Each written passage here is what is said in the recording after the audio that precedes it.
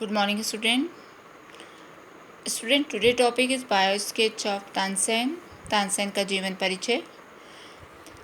तानसेन का जीवन परिचय लिखने से पहले हमें इसके मुख्य बिंदु लिखने हैं। मुख्य बिंदु बहुत ज़रूरी लिखने हैं आपको। ये 6 मार्क्स का आपका क्वेश्चन आता है, उसमें आपको मुख्य बिंदु बहुत लिखना ही है, नहीं तो आपके मार्क्स माइनस हो जाएंगे इसमें।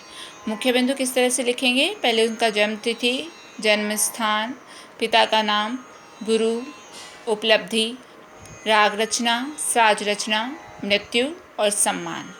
जन्म तिथि, जहाँ उनका जन्म हुआ था, कौन सी तिथि में? जन्म तिथि है 1532 ईस्वी। जन्म स्थान है गांव बेहट, ग्वालियर। पिता का नाम मकरंद पांडे, गुरु का नाम स्वामी हरिदास और उपलब्धि मुख्य दरबारी गायक रीवा नरेश रामचंद्र जी के यहाँ। और फिर ये बाद में नवरत्न अकबर के दरबार में नवरत्नों में से एक हुए। फिर राग रचना मियाँ सारंग, मियाँ मलार, दरबारी कांगड़ा। साज रचना सुरबहार और रबाब। साज रचना में इंस्ट्रूमेंट जो बनाए थे इन्होंने सुरबहार और रबाब बनाया था। और मृत्यु है सन 1585। सम्मान उच्च संगीत कार्यक्रम ग्वालियर, जो अभी भी मनाया जाता है, संगीत कार्यक्रम ग्वालियर में मनाया जाता है इन्हीं के सम्मान में। इसको मुख्य बिंदु लिखने इस तरह से ही लिखना है आपको। और अब मैं आपको थोड़ा सा इनका बायो स्केच के बारे में आपको बताती हूँ। तानसेन का असली नाम तन्ना मिश्र था। इनका जन्म 1532 ईस्वी में बेहट गांव में मोहम्मद गौस के आशीर्वाद से हुआ था। पिता का नाम मकरंद पांडे था। बचपन में बहुत नटखट थे और ये जानवरों की आवाज़, पशु पक्षियों की आवाज़ बहुत अच्छी तरह से निकाल लेते थे और उस आवाज़ से ही लोगों को डराते थे।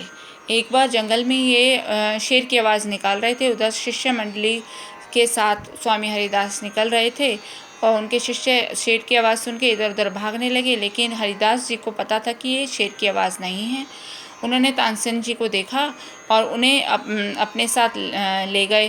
पहले उनके पिता से उनके लिए आज्ञा मांगी अपने साथ ले जाने की, फिर वो अपने साथ वृंदावन ले गए।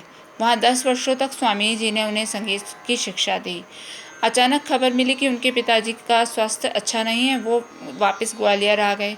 फिर पिता की मृत्यु के बाद वो स्वामी जी से आज्ञा लेकर, अपने गुरु से आज्ञा लेकर मोहम्मद गौस के यहाँ रहने चले गए। वहाँ पर मंदिर में जाकर ये रानी मृगनयनी का संगीत सुनते थे और रानी भी इनके संगीत से बहुत प्रभावित थी। वहीं पर रानी की दासी हुसैनी से इनका विवाह हुआ। विवाह के पश्चात 4 पुत्र और 1 पुत्री उन्हें हुए। फिर रीवा नरेश के यहाँ इन्हें दरबारी गायक के यहाँ नियुक्ति कर दिया गया। वहाँ अकबर आते थे रीवा नरेश के यहाँ इनका गायन सुनने के लिए।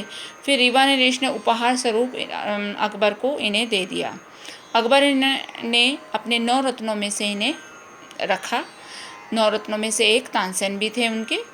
एक बार अकबर ने जिद करी कि वो दीपक राग सुनाए।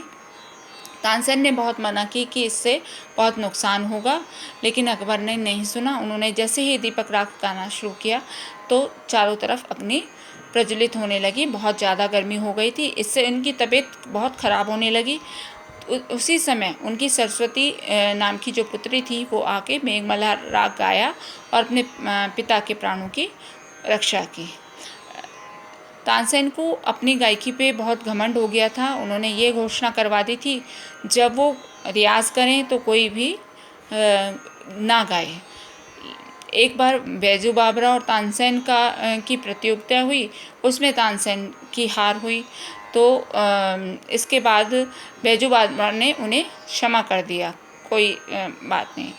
इस प्रकार मैंने आपको थोड़ा सा ही आपको इस बायोग्राफी मतलब बता दी है। आपको बहुत अच्छी तरह से डिटेल में पढ़ना है और इसका ऑप्शन बेस्ड क्वेश्चन बहुत आते हैं, आपको इसको ध्यान से पढ़ना है। Okay student, thank you.